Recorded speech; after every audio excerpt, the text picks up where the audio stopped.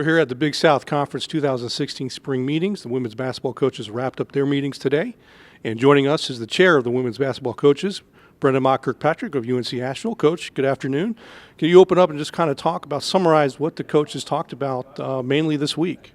Sure. Obviously, there was a lot of different topics to discuss. We were talking about our progress in the strategic plan, which is a really big focus of our conference meetings last year, how we're progressing towards our minimum standards at each institution. We talked a lot about the women's basketball recruiting model because that's going to change probably within the next year in terms of what we're going to do with our recruiting calendar, which obviously impacts our recruiting, and we're really trying to better our league. We talked a lot about where our championship is going to be starting with the 16-17 season. And so those were the main items of discussion, a little bit about scheduling and continuing to strengthen our RPI as well. And you mentioned the women's basketball championship. We had 3 bids from High Point, Asheville, and Liberty. Just talk about what some of those items that stood out the most to the coaches as you all discussed the bids. Sure, 3 really good bids. Obviously, I have some skin in the game being the head coach at UNC Asheville. But all 3 bids are going to provide a quality experience for our student athletes.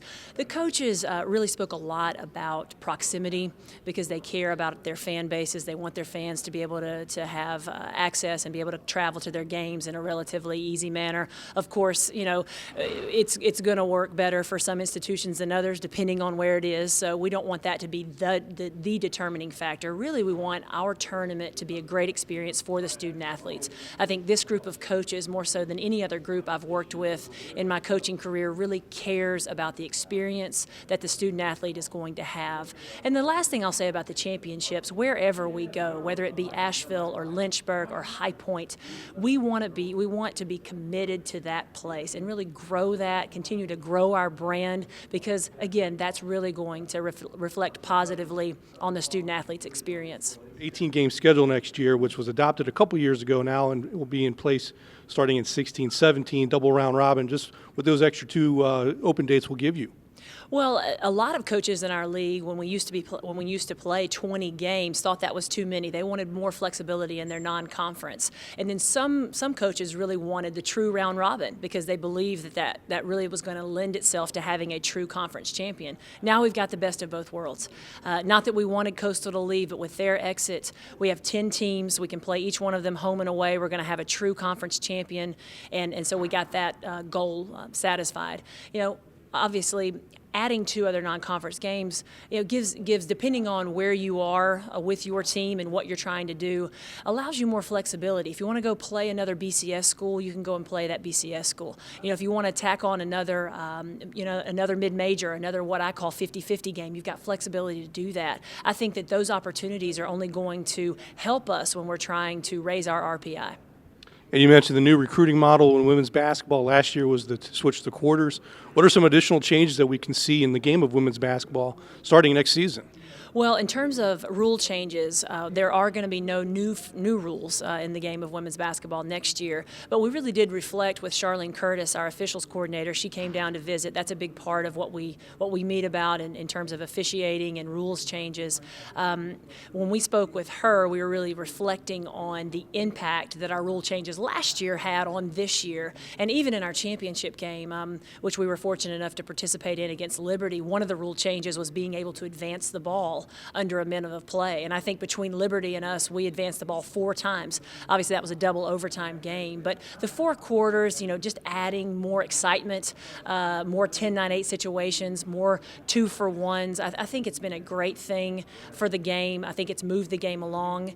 Even the addition of having amplified music and having some of those things that create an exciting, competitive atmosphere that's enjoyable for the fans, because that's something that we really care about in women's basketball.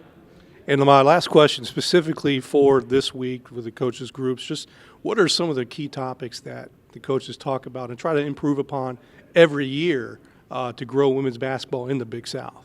Well, recruiting is huge. And so a lot of what we talk about is how can we better our brand? How can we create a better experience for our student athletes on everyone's campus? You know, example of that, students want to play in front of people, so a big topic of conversation, not only among the coaches, but with the coaches and the ADs, which we all get to meet with the ADs, which is a great opportunity to share ideas and hear what their thoughts are. But marketing women's basketball, how can we continue to grow that? In the Big South, we have increased attendance, no doubt, but how can we continue to grow that number by leaps and bounds instead of the small steps we are taking? And that's something that our coaches are committed to. We're actually having a conference call at the end of June, and the topic of conversation among the coaches is going to be marketing and sharing best practices on each other's campuses and how we can grow our brand a little bit better. Great. And you mentioned the new model for recruiting. Just kind of give us some specifics of what that means. Well, this has really been driven by a committee that was put together through the WBCA and working with the NCAA, and they're really driving us to change our recruiting model. I hope whatever we decide that we that we stick with that model. We voted on something I think 3 years ago, and then we're talking about changing that again. Key components and are making sure that it's student athlete friendly. Speaking about the high school students, and then it's also student athlete friendly that we're not off of our campuses too much recruiting, because obviously you recruit the kids to be on your campus, to be on your team. You want to be able to pay attention to those kids and be there for them. So we're trying to balance that and do what makes sense. And then also there's the component of summer ball and AAU and how much of that we should be evaluating versus the high school component. So there's just a lot of moving parts with that. And hopefully by next April we'll have our final recruiting model that we can stick with for years to come. Great, Coach. Thanks for joining us, and have a great rest of the summer. Thanks, Mark. Enjoyed being here.